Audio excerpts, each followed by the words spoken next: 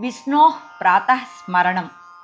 प्रातः स्मरामि भवभीतिमहातिशान्त्यै नारायणं गरुडवाहनमब्जनाभं ग्राहाभिभूतवरवारणमुक्तिहेतुं चक्रायुधं तरुणवारिजपत्रनेत्रं प्रातर्नमामि मनसा वचसा च मूर्ध्ना पादारविन्दयुगलं परमस्य पुंसः नारायणस्य नरकार्णवतारणस्य पारायणप्रवणविप्रपरायणस्य प्रातर्भजामि भजतामभयङ्करं तं प्राक् सर्वजन्मकृतपापभयापहत्यै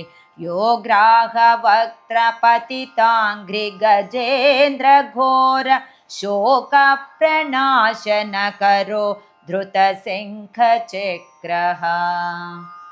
इति श्रीमदादिशङ्कराचार्यविरचित विष्णोः प्रातस्मरणम्।